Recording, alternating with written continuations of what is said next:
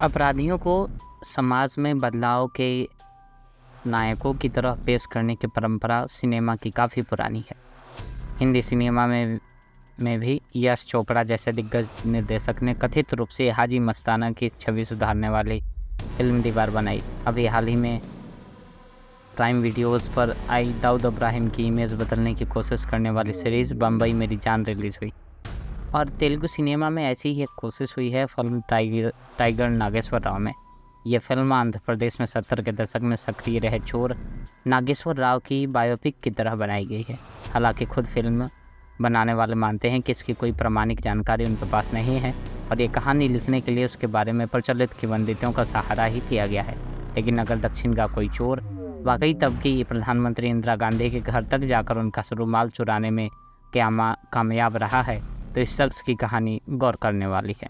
नमस्कार, मैं हूं एस लक्ष्मण और आपका स्वागत है रियल फिल्म स्टोरी के इस नए वीडियो में। फिल्म टाइगर नागेश्वर राव प्रधानमंत्री आवास में चोरी की चुनौती मिलने से ही शुरू होती है। आईबी के मुखिया ने खास बैठक बुलाई है। दिल्ली के पुलिस कमिश्नर हैं, वीआईपी सुरक्षा देखने वाले अफसर हैं और इन्हीं नागेश्वर राव के बारे में और जानकारी मुहैया कराने के लिए दक्षिण से एक पुलिस अफसर को बुलाया गया है।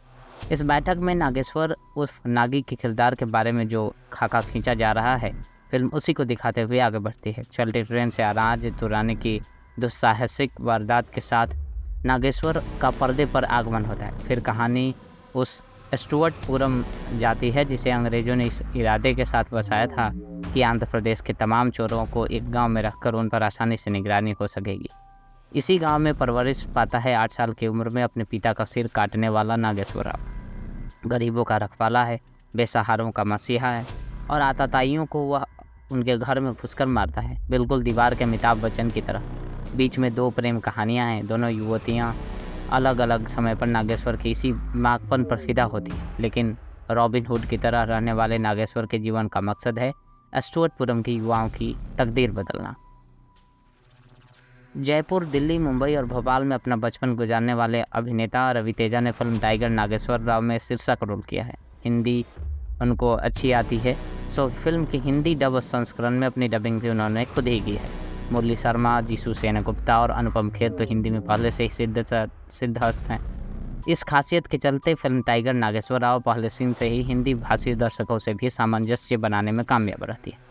राजधानी से शुरू होने वाली फिल्म की कहानी को इसके लेखक निर्देशक वामसी ने अलग अलग जगहों पर खूब घुमाया है, लेकिन दक्षिण भारत के सबसे बदनाम चोर का दुस्साहस दिखाने के लिए घटनाएं सिर्फ उन्होंने 2-3 ही दिखाई है। नागेश्वर की चोरी करने की कुछ और निराली घटनाएं फिल्म का ग्राफ ऊंचा कर सकती थी। फिल्म के निर्देशक वामसी कहानी के मुख्य पात्र नागेश्वर को एक सामाजिक नायक बनाना चाहते हैं और इसके लिए बीच में एक जगह अम्बेडकर के शिक्षित होने से बदले सामाजिक पैमाने का जिक्र भी ले आते हैं।